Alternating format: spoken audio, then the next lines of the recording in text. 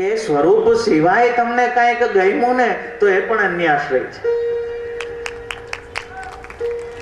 એ અનન્યતાની એટલી ઉચ્ચ કક્ષા આપ એમાં બતાવે છે. અને એમાં તો ત્યાં સુધી આપ આજ્ઞા કરે છે કે જપ પાઠ નિયમ ભગવત સેવા કોઈ પણ વસ્તુ નિયામક ના જાણવી. નિયામક શું છે? કહે છે એકમાત્ર શ્રી ગોકુલેશ જુકી ધરની, એકમાત્ર એમની કૃપા જ નિયામક છે. જે કાંઈ થાય છે એની કૃપાથી જ થાય છે. તો એ તત્પરતા તો આપણામાં સંગ દ્વારા જ થશે, કેમ કે સંગાત સંજાય તે કામ. શ્રી આચાર્ય ચરણના જે ઉપદેશો, જે ગ્રંથો છે એ વાંચશો. આજે દુઃખની વસ્તુ શું છે તમને કહું, કેમ કે પ્રભુચરણના આપના પ્રસંગમાં આવે છે કે આપ અક્કાજીને પૂછે છે કે શ્રી આચાર્ય ચરણના ગ્રંથો ક્યાંથી પ્રાપ્ત થશે? એટલે આપ કહે છે કનૈયા સાલ ક્ષત્રિને ત્યાં આપ જાઓ, ત્યાં આપને ગ્રંથો પ્રાપ્ત થશે. આપ એ કનૈયા સાલને ત્યાં ગયા, ખૂબ જ આનંદિત થયા કે શ્રી પ્રભુચરણ પધાર્યા છે અને બધા ગ્રંથો આપને આપ્યા. એ ગ્રંથો ઉપર આપે અવગાહન કરી અને એક એક ગ્રંથોની આપે ટીકા લખી. તો એ ગ્રંથો દ્વારા જ આપણને ખ્યાલ આવશે. ત્યારે અલૌકિક બુદ્ધિ થતા તો ગુરુ આજ્ઞામાં આપણે તત્પર થાશું. પેલા જેવી રીતે આજે જેટલા તમે પ્રસંગ જોવો છો દરેકમાં, ત્યારબાદ જ્યારે દીક્ષા લઈ લઈએ, બ્રહ્મસંબંધ લઈ લઈએ એટલે વિનયપૂર્વક દૈન્યથી આવીને પૂછે કે કૃપાનાથ હવે મારું કર્તવ્ય શું છે? હવે દુનાની રાહ જોવે. દુનો મળે એટલે ભાગવા વારી. વળી કઈક સેવાનું કહી દે તો ઉપાધિ થાય.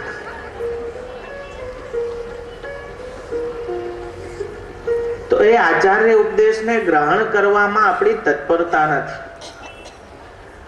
આપણે વાતો તો મોટી મોટી કરી લે, જેમ હરિરાય ચરણે આજ્ઞા કરી છે ને કે એવો સમય આવશે તો મોટી મોટી ધર્મની વાતો થશે, પણ આચરણમાં કાંઈ નહીં. આચાર્ય ચરણના વચનામૃતમાં પણ આવે છે કે આગે કોઈ કહેગો નહીં, કોઈ પૂછેગો નહીં, એસો સમય આવેગો. પૂછે તો હું પૂછે કે છોકરાને તાવ આવ્યો, હા ભાઈ ડોક્ટર પાસે લઈ જા, ધંધો નથી હાલતો. જે પૂછવાનું છે એ નથી પૂછતા. ના પૂછવાનું કેટલું પૂછે છે. જે અમારું કામ જ નથી એ બધું અમારી પાસે મુહૂર્ત કઢાવે, આ કરે ને ગોર બાપા બનાવી દે.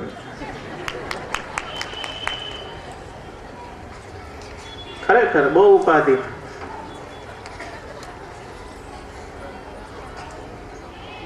આચાર્ય ચરણના ગ્રંથોમાં કઈ સમજાતું નથી કે આચાર્ય ચરણના ગ્રંથોને સમજવા છે, ભક્તિ માર્ગમાં કઈક તકલીફ છે, એવું પૂછવા વાળા તો બહુ જૂજ હશે, બહુ જ ઓછા. કાંઈક ને કાંઈક ઉપાધિ લઈને આવે, પણ એ તો દુખાલય એમ જ છે, એ તો આયલે જ રાખવાનું છે. પેલા તો એટલો ઉચ્ચ ભાવ હતો કે લૌકિક દુઃખ તો ગુરુ સન્મુખ કહેતા પણ નહીં જરાય, કે આ તો અમારા કૈરા ભોગવીએ છીએ, એમાં પ્રભુને શું કામ શ્રમ દેવો? આજે કે આપ તો શ્રમ લેવા માટે તો પધાર્યા છો, દેવો બીજું. તો એ તત્પરતા નથી. 16 ગ્રંથમાંથી લગભગ આખા 16 ગ્રંથના નામ પણ નહીં ખ્યાલ હોય ઘણાયને. ઘણાય ગ્રંથો એવા છે કે ઘણાયને ખ્યાલ જ ન હોય કે આમાં આ 16 ગ્રંથમાં આવે છે. ઘણાય નામ રત્ન નાખીને સર્વોત્તમ ને વલ્લભાષ્ટક ને એ બધું બોલવા લાગે 16 ગ્રંથમાં. તો એ આપણી ઉપેક્ષા વૃત્તિ દેખાડે છે. આમાં તત્પરતા ક્યાંથી આવે? મહાત્મ્ય જ ના થાય. સત્સંગ દેવા વાળું કોક મળે, મહાત્મ્ય કરાવવા વાળું મળે તો અલૌકિક બુદ્ધિ થાય, વિશ્વાસ ઉપજે, તત્પરતા આવે. આપણું પ્રયોજન શું છે એ આપણને ખ્યાલ આવે. ભગવદ રૂપ સેવાર્થમ તત્સૃષ્ટિર્નાન્ય થા ભવેત. કેમ કે 3 પ્રકારની સૃષ્ટિ બતાવી: પુષ્ટિ, પ્રવાહ, મર્યાદા. વેદ પ્રમાણે ચાલવું એ મર્યાદાની જે કાર્ય છે. પ્રવાહનું કાર્ય કે જન્મ મૃત્યુ જરા વ્યાધિના ચક્કરમાં ફેરે રાખવું. કઈક ઓડિયન્સ તો જોઈએ ને, ભરાયેલું લાગે. સૃષ્ટિ હોય તો ભરાયેલું લાગવું જોઈએ. એટલે પ્રવાહ સૃષ્ટિ એના માટે છે કે એક શો લાગે કે ભાઈ સૃષ્ટિ છે. એવી રીતે પુષ્ટિ સૃષ્ટિ એ આપ કહે છે પુષ્ટિ કાયન નિશ્ચય, એ એમના પોતાના શ્રીઅંગમાંથી પ્રગટ થઈ છે. એટલે એનું કાર્ય કેવલ ને કેવલ ભગવત સેવા છે. અને એ આનંદ જે આપણે અહીંયા ઉપર લીધો છે ને, એ ભગવત સેવાથી જ પ્રાપ્ત થશે. બીજે બધે ભૈટકા કરવાથી એ પ્રાપ્ત નહીં થાય. એ ભગવત સેવાનો અધિકાર આ નિવેદન કરાવીને આપણને આપ્યો છે. પણ આ ગ્રંથો જોઈએ તો ખ્યાલ આવે, તો વિશ્વાસ આવે. તો આવી રીતે શ્રી રઘુનાથજી ઉપર આચાર્ય ચરણની કૃપા વરસી અને શ્રી ગુસાઈજી પ્રભુચરણના 108 નામ આપે શ્રી નામ રત્નાખ્ય સ્તોત્ર દ્વારા પ્રભુની સન્મુખ ત્યાં ગાયા. એ જ નાની અવસ્થામાં આ સર્વોત્તમ સ્તોત્ર અને નામ રત્નાખ્ય, ગઈકાલે આપણે સર્વોત્તમ સ્તોત્રની વાત આવી, આજે નામ રત્નાખ્યનો પ્રસંગ આવ્યો. આ નામ મહાઅદ્ભુત છે, મહાલૌકિક છે. આ તો 108 નામ તો થાય તો કરવા જ જોઈએ, પણ આ એક નામ એટલું અલૌકિક છે કે એ એક નામ લેતા રહ્યો ને તો પણ ભગવત પ્રાપ્તિ થઈ જાય, એવો નામ મહિમા છે. કસુંબા છઠ બાદ હિંડોરાનો ઉત્સવ કર્યો, પછી જન્માષ્ટમી મનાવી, પછી ડોલ મનાવી. આ રીતે 6 ઋતુના જે ઉત્સવો આવતા હતા, ઉષ્ણકાલીન મનોરથો, અક્ષય તૃતીયાનો મનોરથ મનાવ્યો. અને આ સમયમાં દરેક જે અષ્ટસખાઓ હતા તે ભગવદીઓને આજ્ઞા થઈ કે આ મનોરથ પ્રમાણેનું ગાયન કરો. કેમ કે આપણે એના દ્વારા એ ભાવન કરવાનું છે, જેથી આ તો અષ્ટસખાઓ હતા એટલે તે મનોરથની જે લીલાઓનું ગાયન કરતા તે સાક્ષાત ત્યાં ઋતુઓ આધિદૈવિક સ્વરૂપે ખડી થઈ જાય. કેમ કે એમના તો આચાર્યચરણ પ્રભુચરણની કૃપાથી ભાવ સિદ્ધ હતા અને એમની વાણી દ્વારા આપણે એ ભાવ ભાવન કરવાનું છે. એટલે આપણે પ્રભુને જગાડવાથી પોઢાડવા સુધી દરેક સમાના કીર્તન. આપણા પ્રભુ કીર્તનથી જાગે, કીર્તનથી આરોગે, કીર્તનથી પોઢે. એ કીર્તનો દ્વારા આપણે એ વ્રજભક્તોના ભાવનું ભાવન કરવાનું છે. કેમ કે ભાવો ભાવને આ સિદ્ધ સાધનમ નાન્ય દિશ્યતે, એ સિવાય બીજું કોઈ સાધન આચાર્યચરણ કહે છે કે દેખાતું નથી. ભાવના કરી રાખશો એ સિદ્ધ થશે. આ રીતે એક ઋતુની આપે સખી રૂપે વર્ણન કર્યું છે કે આ ઋતુમાં જે આપના 6 ગુણ છે, ઐશ્વર્ય, વીર્ય, યશ, શ્રી, જ્ઞાન, વૈરાગ્ય, કે જેવી રીતે વર્ષા ઋતુમાં વીર્ય રૂપી સખી સેવા કરે છે, એવી રીતે આ 6 ઋતુમાં એ 6 સખીઓના ભાવથી આખી સેવા થાય છે. આ જે આખો સેવા ક્રમ છે એની પાછળની બહુ જ ગૂઢ ભાવનાઓ છે.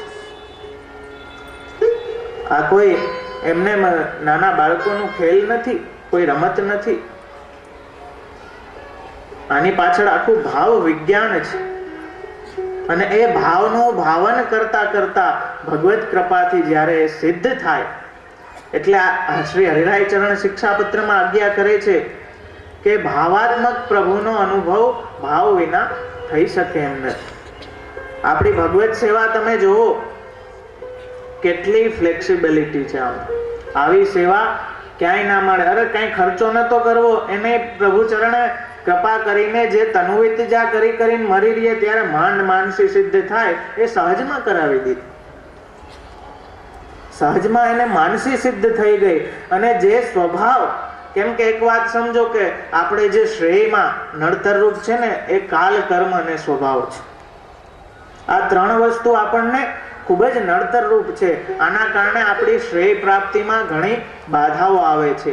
પણ આ પુષ્ટિ પ્રભુનો અનુગ્રહ કેવો છે કે એ કાલ કર્મ સ્વભાવની મર્યાદાને પણ ઓળંગીને કૃપા કરે ને, એ પુષ્ટિ પુરુષોત્તમ.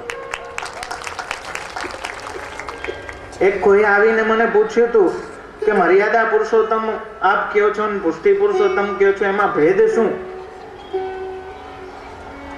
એટલે મેં કહ્યું કે જે સત્યને અનુસરે ને એ મર્યાદા પુરુષોત્તમ છે, અને સત્ય જેને અનુસરે ને એ પુષ્ટિ પુરુષોત્તમ.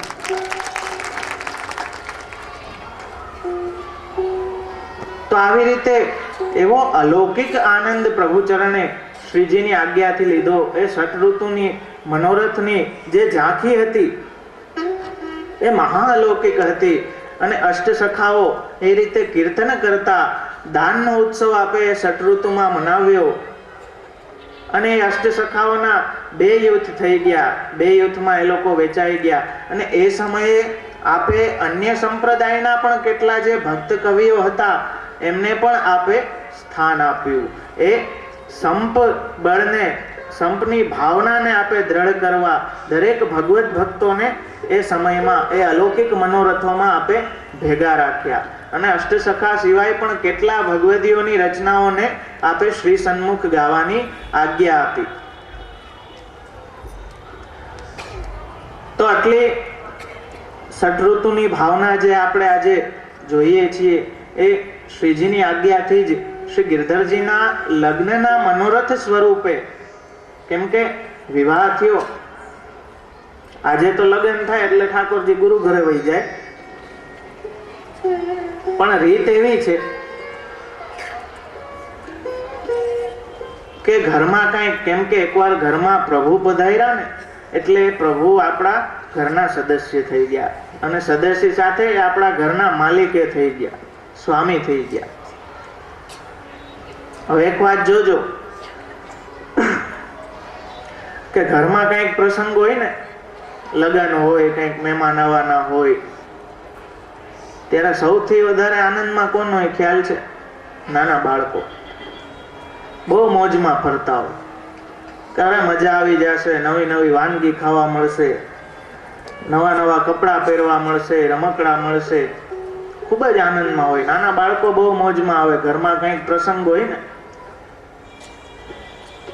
અને આપણા ઘરમાં પ્રસંગ હોય ત્યારે એ આપણા બાળકને આપણે પધરાવી દઈએ.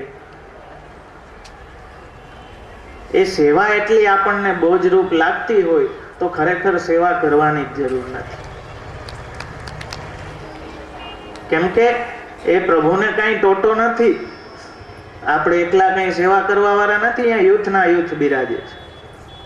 આ તો આપણા ભાગ્ય છે, આપણા પરમ ભાગ્ય છે, આમની પરમ દયાલુતા છે કે આપણા દોષ ના જોઈને આપણને આવા અલૌકિક સ્વરૂપની સેવા આપણને આપી દીધી છે. અને આ ષટઋતુનો મનોરથ કરીને એ ઉપદેશ દીધો કે આવા મનોરથો દ્વારા એ પ્રભુને પ્રસન્ન રાખો અને તમારી જે લૌકિક વાસનાઓ છે એનો વિનિયોગ કરીને એને એમાં અલૌકિકતાનો પ્રવેશ કરાવો. એ ભાવાત્મક પ્રભુ છે. એટલે હું કહું છું ને, બહુ ફ્લેક્સિબલ છે. આજે જેટલી અઘરી લાગે છે કેમ કે અપ્રશ્નો અને હાવ છે કે ઓહો સેવા તો કેમ થાય અમારાથી, અને કરતા હોય તો સાધન રૂપ જાણીને, અથવા તો માજી મૂકી ગયા વાહે, હવે કર્યા વગર છૂટકો નથી એટલે કરવી પડશે, તો એ સેવા નથી. કેમ કે સેવાનું સ્વરૂપ શું છે? જેતસ તત્પ્રવણમ સેવા. જ્યારે આ 2 યુથમાં દાન લીલા છેડાણી અને દાન લીલા ગાતા ગાતા કુંભનદાસજીએ જ્યારે મથરાની યાદી આપી ને ત્યારે ગુસાઈજીને મૂર્છા આવી ગઈ. એ એટલો તાદ્રશ ભાવ હતો, એટલી ભાવના એ તાદ્રશ હતી કે દ્રશ્ય સીધું ખડું થઈ જતું. પ્રભુએ જ્યાં એવો આનંદ લીધો હોય એને આપણે ભારરૂપ સમજીને સેવા કરતા હોય તો એવી સેવા ગમે એ પ્રભુને? ઘણા પૂછે કે અમારા પ્રભુ આનંદમાં બિરાજે છે, એ અમને કેમ ખ્યાલ આવે? તો એનો સીધે સીધું જે થર્મામીટર કે ને માપવા માટે, એનો સીધો માપ એ કે તમને આનંદ છે કે નહીં સેવા કરતા કરતા. જો તમને આનંદ આવે છે તો તમારા પ્રભુને આનંદ આવે છે. તમને બગાસો આવે છે તો પ્રભુનું મુખ તમારાથી મોટું છે, એને બગાવો આવે. એટલે હોગિયા લઈને એની સામે ના જવાય. આનંદ સ્વરૂપ છે. એટલે આપણે લૌકિકમાં કંઈક બાધકમાં હોઈએ તો આપણે દર્શનમાં નથી જતા, કેમ કે હોગિયા લઈને ત્યાં ના જવાય. આનંદ સ્વરૂપની સામે આનંદમાં જ જવાય. અને એ પરમ આનંદ માનીને કે મારા જેવાને પ્રભુ ચરણની કૃપાથી આવી સેવા પ્રાપ્ત થઈ છે, એવા ઉત્સાહને આનંદયુક્ત થઈને પ્રભુ સન્મુખ જાવું, એમ શ્રી હરિરાય ચરણ આજ્ઞા કરે. સુરદાસજી બહુ સુંદર આ પદમાં સમજાવે છે કે ભાઈ તું ભૂખો તો રહેશે નહીં, ખાવાનો તો છો જ, તારા માટે તો તું બનાવીશ જ, નાયા વગરનો તો ફરીશ નહીં, નાવાનું તો છો જ, પશુ તો છો નહીં એટલે કપડાં તો પહેરીશ જ. વસ્તુ બધી જ છે, ફેર શું છે? એક ભાવનાનો ફેર છે કે જે આપણે પોતાના શરીરની શુદ્ધિ માટે સ્નાન કરતા, એ આપણે શુદ્ધ સુકામ થઈએ છીએ કે આપણે પુષ્ટિ પ્રભુની સેવા કરવાની છે, એટલે આપણે સ્નાન કરીને અપરસ કરીએ છીએ. જે આ દેહના પોષણ માટે આપણે ભોજન કરતા, એ હવે મહાપ્રસાદ થઈ ગયો છે. એ મહાપ્રસાદ ગ્રહણ કરીને એ દેહનું પોષણ પણ એ ભાવથી કરીએ છીએ કે દેહ મારો સારો રહેશે તો સેવા વધારે સારી રીતે થઈ શકશે. અને એ બધી ભાવાત્મક વસ્તુ છે. ભાવ હશે ને તો કાંઈ નહીં હોય ને એમને સેવા કરશો ને તોય હાયલું જશે. જેમ પ્રભુ ચરણની કૃપાથી પેલા વિરક્તે હાથમાં ડોલ ઝુલાવી અને પ્રભુએ માની. ત્યાં તમે સોનાની ચાંદીની ડોલ ઝુલાવો તો શું કામની ભાવના હોય. એટલે ગિરધરજીએ જ્યારે પ્રથમ 56 ભોગ કર્યો અને શ્રીનાથ મથરેશજીને પૂછ્યું કે આપને કેવું લાગ્યું, ત્યારે કહ્યું કે પદ્મનાભના છોલા જેવો સ્વાદ ના આવ્યો. તો એ વસ્તુ બતાવે છે. આપણે ખોટા બીને રહે કે સેવા કેમ કરશું ને. આપણા ઘરમાં બાળકનો જન્મ થાય તો આપણું બાળક આપણે રાખીએ એમ રહે ને, એવી રીતે આપણા ઘરમાં પધારીને આપણે રાખીએ એ રીતે પ્રભુ રહેવા તૈયાર છીએ, પણ આપણે રાખવા તૈયાર નથી. એટલે પુષ્ટિ માર્ગમાં જો સેવા માટે કંઈ જરૂરી હોય તો કોઈ સાધન સંપત્તિની જરૂર નથી. કદાચ સાધન સંપત્તિ ભગવત કૃપાથી પ્રાપ્ત થઈ હોય તો એનો વિનિયોગ કરાવવો બહુ ઉત્તમ વસ્તુ છે, અને નથી તો કાંઈ જરૂર નથી. એકમાત્ર જરૂરી છે હૃદયનો ભાવ, કેમ કે ભાવાત્મક પ્રભુનો અનુભવ ભાવથી જ થઈ શકે. એટલા માટે નંદાલયની ભાવનાનો વિસ્તાર કર્યો પહેલા, પછી આ વ્રજલીલાની ભાવનાનો ષટઋતુ દ્વારા એ નિકુંજ લીલાની ભાવનાનો વિસ્તાર કર્યો કે જેથી એ ભાવનાઓનું આપણે ભાવન કરીએ કે જેથી આપણા પ્રભુ આપણને અનુભવ જતાવા લાગે. જેમ મેં ગઈકાલે કહ્યું કે એ પણ કંઈક આપણી એક્ટિંગ છે, અને એક્ટિંગમાં પ્રાણ પૂરી દેશો ને દાસ તરીકેની, ત્યારે એ એવોર્ડ આપણો એ છે કે એ પ્રભુ આપણી સાથે બોલવા લાગશે. અને એથી મોટો એવોર્ડ કેવો હોઈ શકે? ચૈતન્યનો પ્રસંગ છે. એકવાર ચૈતન્ય મહાપ્રભુને નાટક એના જીવન ચરિત્ર પર થવાનું હતું. ચૈતન્ય મહાપ્રભુના જીવન પર નાટક થવાનું હતું. કલકત્તાનો પ્રસંગ છે. એ નાટકમાં મુખ્ય મહેમાન તરીકે જે રામકૃષ્ણ પરમહંસ હતા, એને એ જે આયોજકો હતા એમને આમંત્રણ દેવા ગયા અને કહ્યું કે ચૈતન્ય મહાપ્રભુ ઉપર નાટિકા છે અને ચૈતન્ય મહાપ્રભુનો રોલ એક વેશ્યા કરવાની છે,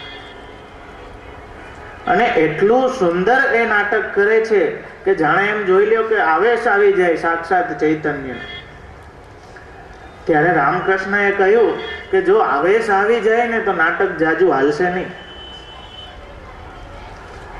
ચીફ ગેસ્ટ તરીકે ત્યાં ગયા અને ખરેખર એ સ્ત્રીએ એટલો સુંદર અભિનય કર્યો અને એ અભિનય કરતા કરતા એ ચૈતન્યનો આવેશ એટલો એનામાં આવી ગયો કે ખરેખર નાટક બંધ થઈ ગયું. એ છેલ્લું નાટક રહ્યું. અને એના પછી એને રામકૃષ્ણ પાસે દીક્ષા ગ્રહણ કરી લીધી કે આ બધામાં કાંઈ વાતમાં માલ નથી, સાર નથી. તો એ ભાવન કરતા કરતા સિદ્ધ થાય એનું નામ ભાવ. તો આવી દાન લીલાની રમઝટ બોલી એક યુથ એક બાજુથી કુંભનદાસજી ગાય. જ્યારે ગુસાઈજીને મૂર્છા આવી ગઈ ત્યારે ફરી પાછી સુરદાસજીએ શ્રી ગુસાઈજીને સાવધાન કરવા વૃંદાવનની લીલાનું વર્ણન કર્યું કે જેથી મથુરા લીલાનું વિસ્મરણ થાય અને પ્રભુચરણ પાછા સચેત થાય, સાવધાન થાય. એટલે ગઢતે ગ્વાલીન ઉતરી શીશ મહીકો માટ. એ લીલા, એ દાન લીલા શ્રી સુરદાસજીએ ગાઈ ત્યારે પ્રભુચરણ પાછા સચેત થયા, સાવધાન થયા. અને એટલો અલૌકિક આનંદ આ ષટઋતુના મનોરથોમાં થયો. એ અલૌકિક આનંદનો લાભ લેવા અનેક શ્રી ગોપીનાથજીના આપશ્રીના સેવકો ત્યાં શ્રીજી દ્વારમાં હાજર થયા. શ્રી ગિરધરજીના લગ્નની ભેટ સ્વરૂપે શ્રીનાથજીએ આ ષટઋતુના મનોરથની ભેટ માગી અને આપે આખો દામોદરદાસજી પાસેથી એ લીલાનો પ્રકાર જાણી અને એ ષટઋતુના મનોરથની વારાફરતી એક એક મનોરથ કર્યા અને એનો વિનિયોગ કરાવ્યો. એ ષટઋતુના મનોરથ થઈ જતા છેલ્લે આપે 56 ભોગ રાખ્યા. 56 ભોગનો ભાવ સમજવા માટે શ્રી ગિરધરજીએ વિનંતી કરી ત્યારે શ્રી ગુસાઈજીએ 56 ભોગનો ભાવ સમજાવતા આપને આજ્ઞા કરી કે આ આપણો અલૌકિક યજ્ઞ છે અને આ જે સામગ્રી છે એ આહુતિ છે. એટલે શ્રી ગિરધરજીને ભાવના આખી સમજાવી એમને રિત્વિજ કરી અને આ યજ્ઞનું કાર્ય 56 ભોગ રૂપી અલૌકિક યજ્ઞનું કાર્ય આપની પાસે આખું કરાવ્યું. ખૂબ જ ધામધૂમથી ઉત્સવ થયો. 56 ભોગ શ્રીજી આરોગ્યો અને ભાવના એ હતી પહેલાના સમયમાં અદ્યાપી પર્યંત. હવે તો પુષ્ટિમાર્ગના નામે ઘણું ચાલે છે એટલે એમાં હવે 56 ભોગનો પણ કંઈક વિકૃત સ્વરૂપ થતું જાય છે, જોવામાં આવે છે. પણ એક ભાવના એ હતી કે ઘરમાં કંઈક પ્રસંગ હોય અથવા તો ખૂબ ભેટ આવી હોય. જેમ કે ગોપીનાથજી જ્યારે પહેલો પરદેશ કરીને આવ્યા અને જે કંઈ ભેટ દ્રવ્ય આવ્યું એ બધું શ્રીજીમાં અંગીકાર કરાવ્યું શ્રી મહાપ્રભુજીએ અને શ્રીનાથજીના ચાંદીના પાત્રો એનાથી સિદ્ધ કરાવ્યા. તો એ હંમેશા ભાવના હતી કે જ્યારે વધારે દ્રવ્ય થઈ જતું, કેમ કે દ્રવ્ય અનર્થનું મૂળ છે, એટલે આચાર્યોની ભાવના હંમેશા એવી રહી કે જેટલો દ્રવ્યનો ભગવદ વિનિયોગ થતો જાય એટલું સારું. એટલે દ્રવ્ય વધારે થઈ જતું અથવા તો ઘરમાં કોઈ વિવાહ કે યજ્ઞોપવિત પ્રાગટ્ય આદિ કોઈ પ્રસંગ હોય તો એ પ્રસંગે ભેટ રૂપે શ્રીને મનોરથ અનેક કરવામાં આવે. એ રીતે આ 56 ભોગ કરવામાં આવતો. એ અલૌકિક ભાવનાથી કે શ્રી વૃષભાનજીને ત્યાં શ્રી ઠાકોરજી આવી અનેક પ્રકારની વાનગીઓ આરોગ્ય છે. 56 ભોગમાં ઘણી ભાવનાઓ બતાવેલી છે. આ 56 ભોગનો અતિ ઉત્સાહ સાથે મનોરથ થયો, ષટઋતુનો મનોરથ થયો. ત્યારબાદ આપ અડેલ પધાર્યા. પાછળથી ગુજરાતનો એક સંઘ આવ્યો, કેમ કે એમણે જાણ્યું કે ત્યાં તો આવા મનોરથ થાય છે, એટલે અલૌકિક દર્શન કરવા માટે ગુજરાતનો આખો સંઘ આવ્યો. જેમાં નાગજીભાઈ, હરિદાસ આદિ ઘણા આપના સેવકો હતા, ભાઈલા કોઠારી. પણ આવીને જાણ્યું કે અહીં તો બધું થઈ ગયું છે અને ગુસાઈજી અડેલ પધારી ગયા છે. થોડા દુઃખી થયા કે અલૌકિક આનંદથી વંચિત રહી ગયા. આજ જેવી તો સુવિધા નથી કે આ ફ્લાઇટ પકડીને ઉડીને વહી ગયા. ત્યાં કાશીમાં બીજા પુત્ર શ્રી ગોવિંદરાયજીના લગ્ન કર્યા શ્રી રાણી બહુજી સાથે, અને ચતુર્થ લાલજી શ્રી ગોકુલેશની જનોઈ કરી. એ અવસર પર પણ આપે અનેક શ્રીજીના નવનીત પ્રિયાજીના મનોરથો કર્યા. કેમ કે સતત એ ભાવના, આજ જેવું નહીં, આજે તો પ્રસંગ હોય એટલે ઠાકોરજી ભારરૂપ લાગવા માંડે. આપણી વસ્તુ જ્યારે આપણને ભારરૂપ લાગવા માંડે ને ત્યારે થઈ ગયું સમજો. આપણાની ભાવના હશે તો એ ભારરૂપ નહીં લાગે. હું હંમેશા કહું છું, છોકરું નાનું હોય ને બહુ હેરાન કરે, અડધી રાતે જાગે, બાપો હોય ને ગારું દે, આ ક્યાં રોયો ત્યારે. પણ માતાનું હૃદય હોય એ દુઃખ વેઠીને પણ એને એમાં પણ આનંદ આવે.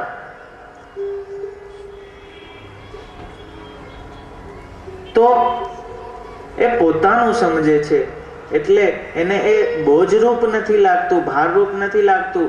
છોકરાને કંઈક થશે તો અડધી રાતે પણ માં ઉઠીને એના માટે કેટલી પણ એ હેરાન થશે, પણ છતાંય એને એ અનુભવાશે નહીં, એ તો આનંદમાં જ હશે.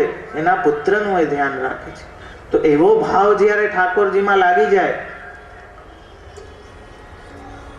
ત્યારે એ ભારરૂપ. એક બહુ સુંદર વાત છે, હિતોપદેશમાં ક્યાંક વાંચી હતી. એક નાની છોકરી 8-10 વર્ષની, એ પોતાના 4-5 વર્ષનો નાનો ભાઈ હતો, એને પાછળ આમ બાંધી અને કોઈ પર્વત ઉપર ચડતી હતી. ઘણા જે આસપાસ ચાલવા વાળા હતા બધા આશ્ચર્યથી જોતા કે આવડીક નાની છોકરી આ પોતાના ભાઈની સંભાળ લે છે ને લઈ જાય છે, પર્વત ઉપર એટલો વજન ઉચકીને જાય છે. એવામાં એક જણાએ એ નાની છોકરીને કીધું કે બેટા હજી તો ઘણું ઊંચું છે, આટલો ભાર લઈને શું કામ જાય છો? થોડીક વાર પોરો ખાઈ લે, આટલો ભાર લઈને શું કામ ચડે છે? પેલી છોકરીએ આશ્ચર્ય સાથે કહ્યું કે ભાર? આ ભાર નથી, આ તો મારો ભાઈ છે. તો એવી ભાવના આપણામાં આવે ને કે આ મારા પ્રભુ છે, આ આપણું છે, ત્યારે એ સિદ્ધ થાય. તો એવી રીતે દરેક પ્રસંગોમાં આપે પ્રભુને કંઈક અને પ્રભુએ સામેથી માગીને ભેટ અંગીકાર કરી છે. એટલે નંદાલયની ભાવના આપે પહેલા ક્રમશઃ બધી સેવાક્રમમાં લીધી, ત્યારબાદ નિકુંજ લીલાની ભાવના આ ષટઋતુના ક્રમ દ્વારા આપે સેવાક્રમમાં લીધી. અને જે નવધા ભક્તિ છે, એક વાત સમજો, એ એક ભક્તિ કરવી પણ અત્યંત કઠિન છે. જે પ્રહલાદજીએ ભાગવતજીમાં કહ્યું, શ્રવણમ કીર્તનમ વિષ્ણુ સ્મરણમ પાદ સેવનમ અર્ચનમ વંદનમ દાસ્યમ સખ્યમ આત્મનિવેદનમ. એ આપના આ આખા સેવા પ્રકારમાં આખી નવધા ભક્તિ વણાઈ જાય છે. શ્રવણ તમારું કેવું હોવું જોઈએ કે જે કીર્તનમાં પરિણમે. એ શ્રવણ કીર્તનની સાયકલ ચાલતા ચાલતા એ દ્રઢ થાય ત્યારે એ સ્મરણમાં પરિણમે. સ્મરણની વ્યાખ્યા કરતા આપ કહે છે કે અપ્રયત્નેન ચિત્ત વ્યાપાર ઇતિ સ્મરણમ, કે જે વિચાર સહજ આવી જાય, ચિત્તનો વ્યાપાર જ્યારે સહજમાં થવા લાગે, એના માટે કોઈ પ્રયત્ન ના કરવો પડે, તો એને સ્મરણ કહેવાય. જે લૌકિકમાં આપણે અનુભવીએ. આજે ઘણા કે કીર્તન શીખવા છે, ખરેખર હૃદયથી હોય, એની કૃપા હોય, મુખ્ય તો કૃપા છે, પછી આપણી તત્પરતા છે.